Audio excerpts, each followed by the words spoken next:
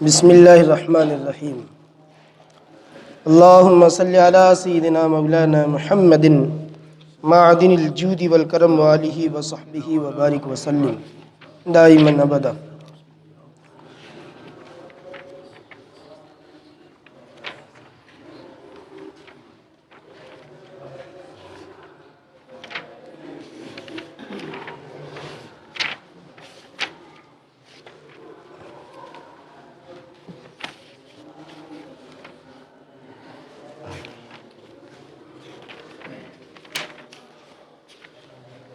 بخاری شریف میں سے 9 احادیث مکمل بیان ہو چکی ہے۔ انشاءاللہ تعالی آج 10ویں حدیث کو تلاوت کریں گے، لیکن کچھ باتیں حدیث نمبر 9 سے ذکر کرنے کی کوشش کرتا ہوں۔ حضرت امام غزالی رحمۃ اللہ تعالی علیہ نے اس حدیث بلکہ علامہ ابن حجر عسقلانی رحمۃ اللہ تعالی علیہ جو بخاری شریف کے شارح ہیں، اس کی انہوں نے بہت طویل شرح لکھی، مفصل شرح لکھی، فتح الباری۔ علامہ ابن حجر عسقلانی رحمۃ اللہ علیہ بہت بڑے محدث ہیں۔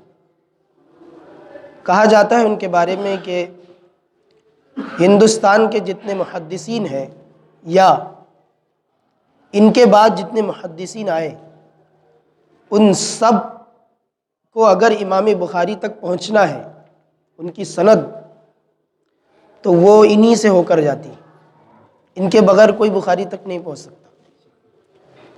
تو ساروں کی سندیں ان سے مل کر آگے جاتی ہیں، یعنی علامہ ابن حجر عسقلانی رحمۃ اللہ علیہ سے۔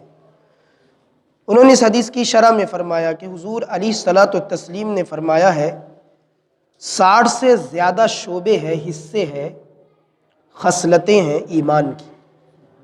تو 60 سے زیادہ، ایک دوسری حدیث میں 70 بھی آیا ہے، آگے آئے گا انشاءاللہ، کہ 70 سے زیادہ شعبے ہیں، یعنی ایمان کی خصلتیں اور مومن کی جو عادتیں ہیں، ایمان کی جو علامتیں ہیں، جو اعمال ہیں، وہ 70 سے زیادہ ہے، اور ایک حدیث میں ہے کہ 60 سے زیادہ۔ اس حدیث میں 60 سے زیادہ ہے، بہت سارے، بے شمار۔ کہنے کا مطلب یہ ہے کہ بے شمار حصے ہیں ایمان کے، ایمان کی علامتیں ہیں۔ تو علامہ ابن حجر عسقلانی رحمۃ اللہ علیہ نے اپنی کتاب فتح الباری میں اس حدیث کی شرح میں ان 70 گنائے ہیں، ان 70 حصے گنائے ہیں کون کون سے۔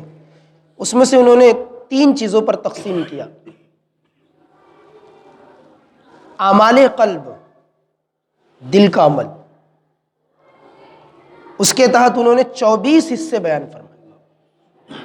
دل کے تحت جو اعمال آتے ہیں، جو بھی شعبے آتے ہیں، اس میں سے اعتقادات ہیں، یعنی عقیدے ہیں، اس میں نیتیں، اچھی نیتیں، بری نیتیں ہیں، اور بہت ساری چیزیں گنائی۔ اس میں سے گنایا انہوں نے نبی کریم صلی اللہ علیہ وسلم کی محبت اور حضور کی تعظیم کا عقیدہ رکھنا بھی پہلے حصے میں آتا ہے، ایمانیات میں آتا ہے۔ علامہ ابن حجر عسقلانی رحمۃ اللہ علیہ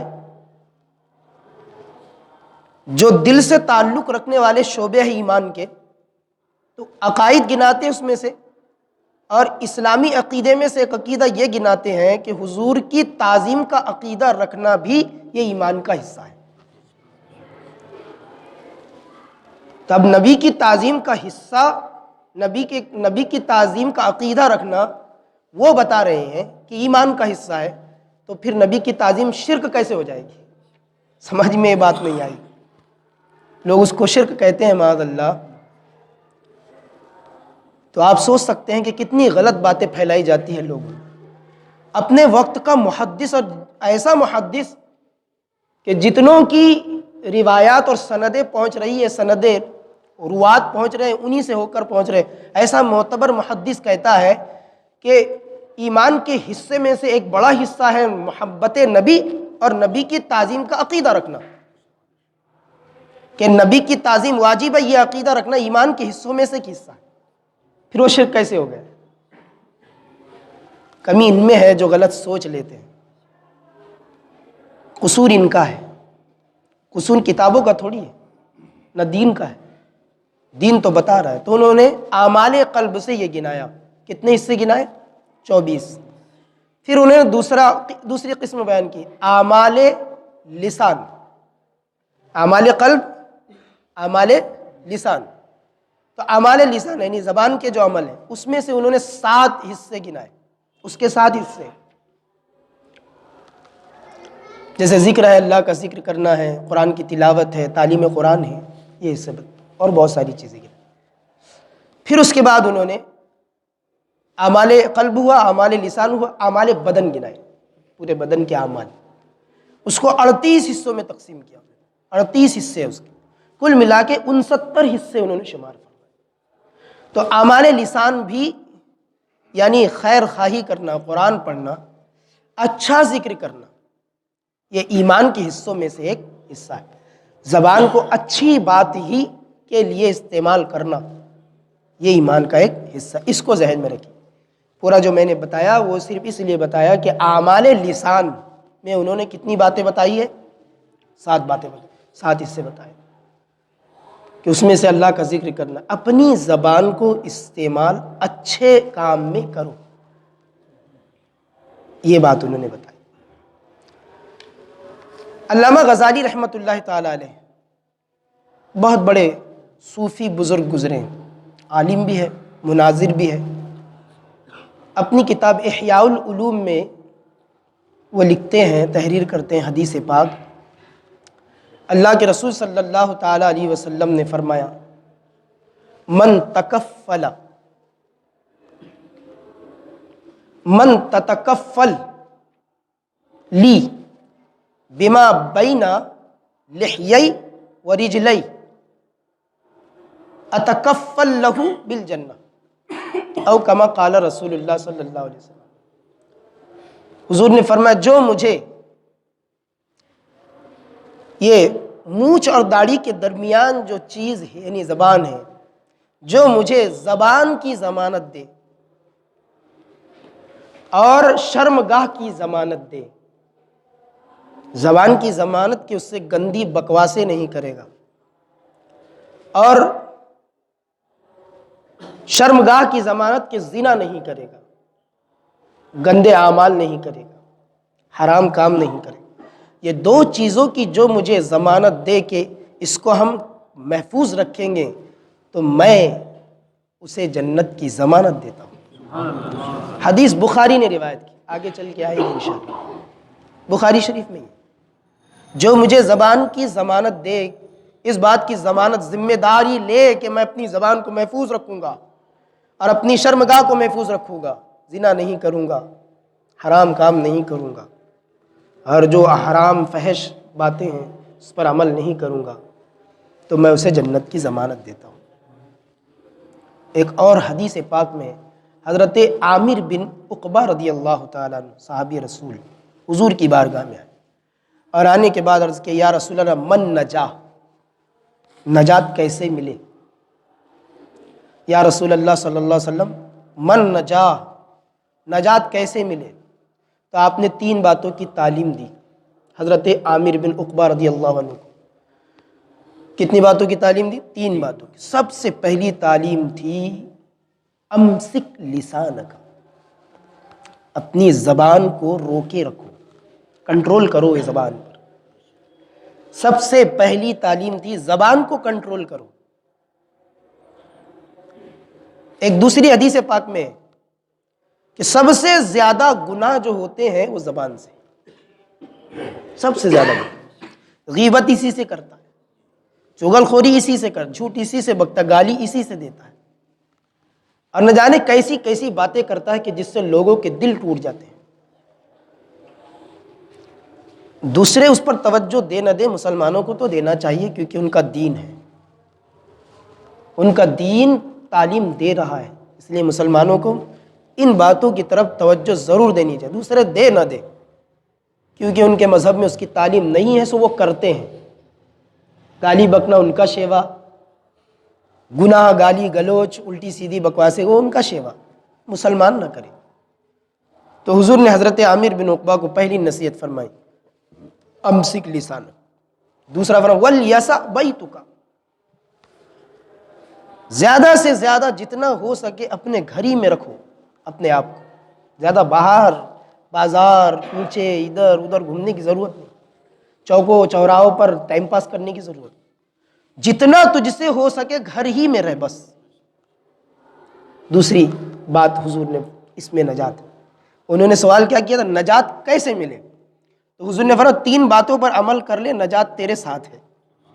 3 بات. پہلی بات کیا ہے؟ زبان، اس پر کنٹرول. دوسری بات کیا ہے؟ گھر میں رہو، زیادہ سے زیادہ کام دھندا ہو گیا اپنا گھر میں، باہر نہیں، ٹائم پاس نہیں. آج یہ باتیں ضروری ہے جو ہم کر رہے ہیں، اس کے لیے ہمارے لیے یہ باتیں بہت ضروری ہے. حضور نے کیا فرمایا، اسلام کی تعلیم کیا ہے، ہم کر کیا رہے ہیں. حضور نے فرمایا زبان کو بھائی لگام دو، آپ زبان کو، نجات ملے گی. پھر آپ کیا کرو، گھر میں رہو جتنا زیادہ ہو سکے. کام، اس کا مطلب یہ نہیں کہ کام دھندے مت کرو گھر میں بیٹھے رہنا. ضرورت جو ہو گئی، کام ہو گیا، اور ہوتا ہے انسان آدھا 1 گھنٹہ چہل قدمی کر لیتا ہے، وہ الگ بات ہے.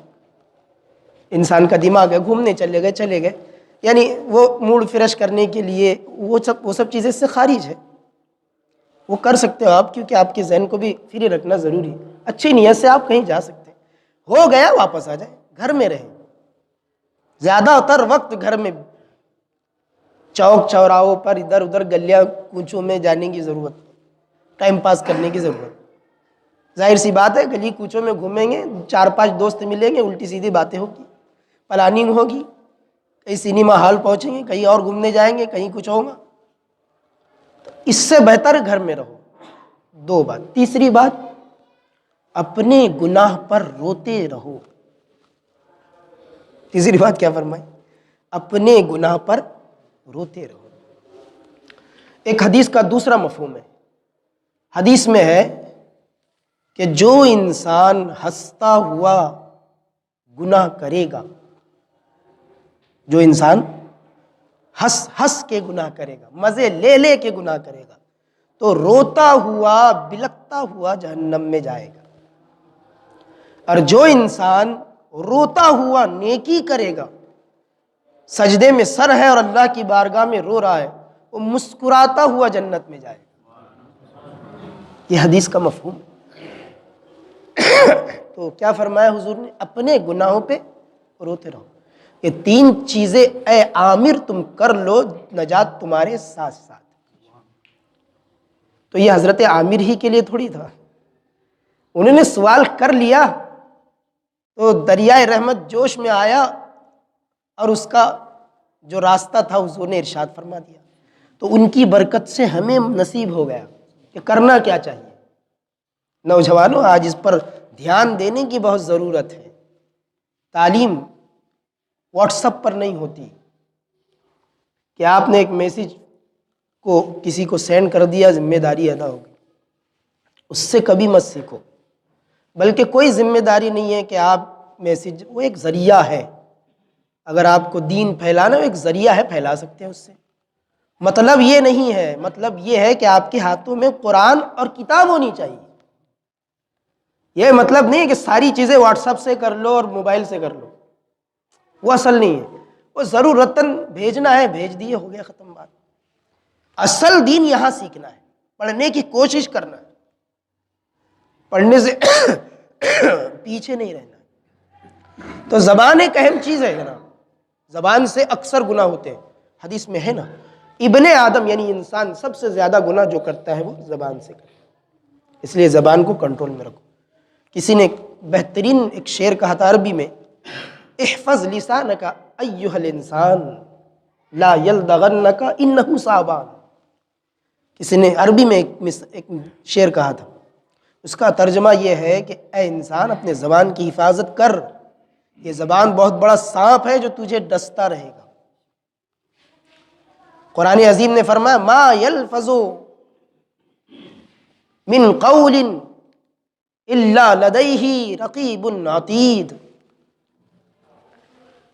قرآن عظیم میں ہے یہ کرامن کاتبین تمہارے پاس ہے، ساتھ ساتھ چلتے ہیں، جو لفظ بھی زبان سے ادا کرو فوراً لکھ لیا جاتا ہے۔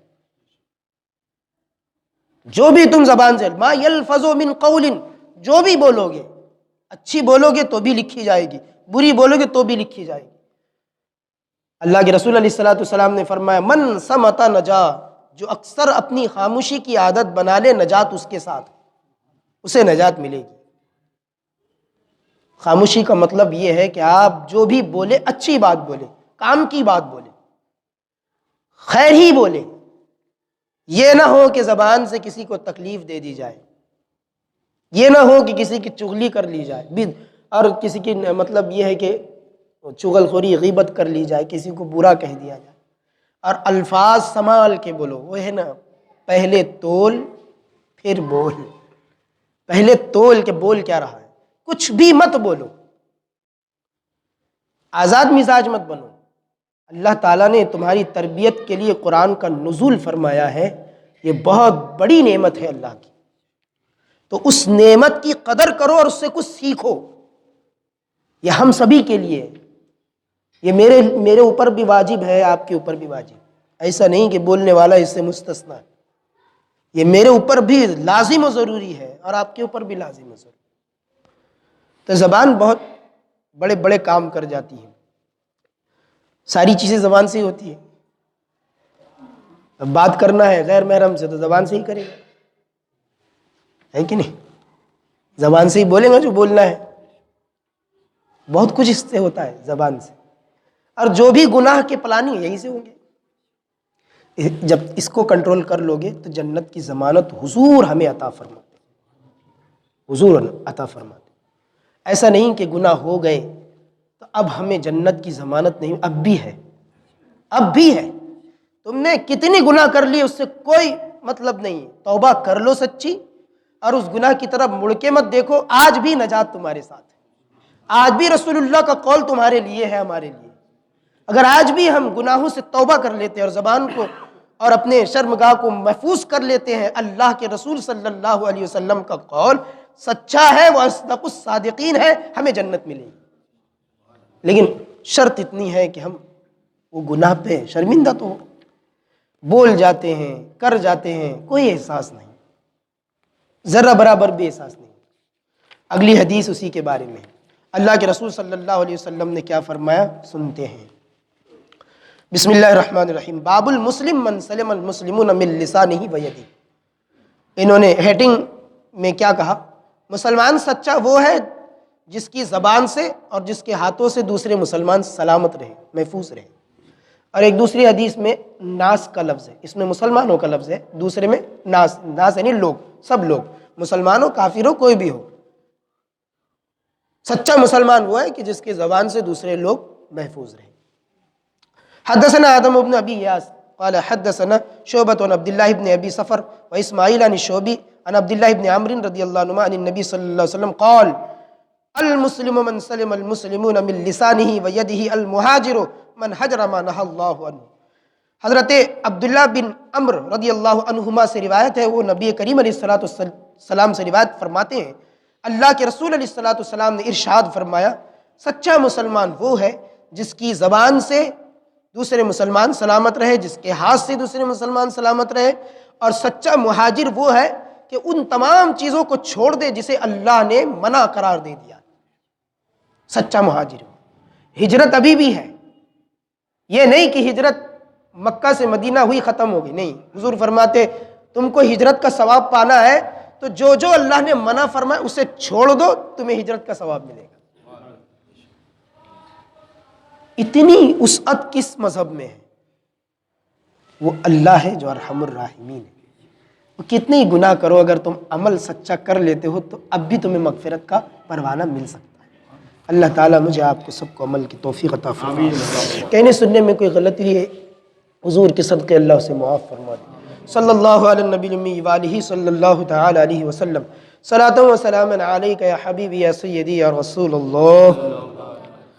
اے مولا کریم رؤوف الرحیم پروردگار عالم، یا ارحم الراحمین، الہ العالمین، درس بخاری شریف میں ہم سے جو خطا لغزش کوتاہی بتقاض بشری ہوئی، اپنے فضل و کرم سے حضور کے صدقے معاف فرما دے۔ اے اللہ ہم سب کو پیارے نبی علیہ الصلوۃ والسلام کے مبارک قول پر عمل کرنے کی توفیق عطا فرما۔ اے اللہ ہم سب کو قرآن پر عمل کرنے کا جذبہ عطا فرما۔ اے اللہ ہمیں شوق دے کہ ہم دل سے حدیثوں کو پڑھے، قرآن کی تفسیروں کو پڑھے، قرآن سمجھے مولا۔ اے اللہ قرآن اتارا ہے تو مولا قرآن سے محبت بھی ہمارے سینوں میں ڈال دے۔ ہدایت عطا فرما مولا، ہدایت یافتہ لوگوں میں شامل فرما۔ ہم تمام لوگوں کی مغفرت فرما، بخشش عطا فرما اپنی۔ اے اللہ دنیا میں بھی بخش دے، آخرت میں بھی ہمیں بخش دے مولا۔ حضور کے صدقے سے ہمیں سچا مسلمان بنا دے مالک۔ ہمارے ایمان کی حفاظت فرما، ایمان کا نور اور روشنی ہمیں عطا فرما۔ اے اللہ ہم گناہ گاروں کو دنیا اور آخرت میں کامیابی سے ہم کنار فرما۔ رب کریم ہم تمام لوگ توبہ کرتے، ہماری توبہ قبول فرما۔ استغفر اللہ ربی من جمیع ما کرہ اللہ قولا فعلا سمعا ناظرا ولا حول ولا قوة الا باللہ العلی العظیم۔ مولا جہاں تک اس درس کی آواز جاتی ہے وہاں تک تمام بلائیں دور فرما دے، برکتوں کا نزول فرما، رحمتوں کا نزول فرما۔ قال اللہ تبارک و تعالی فی شان رسولہ الکریم ان اللہ وملائکتہ یصلون علی النبی یا ایھا الذین آمنوا صلوا علیہ وسلموا تسلیما۔ اللهم صل علی سیدنا مولانا محمد معدن الجود والکرم وآلہ وصحبہ وبارک وسلم۔ سبحان ربک رب العزة عما یصفون وسلام علی المرسلین والحمد للہ رب العالمین۔ لا الہ الا اللہ محمد رسول اللہ۔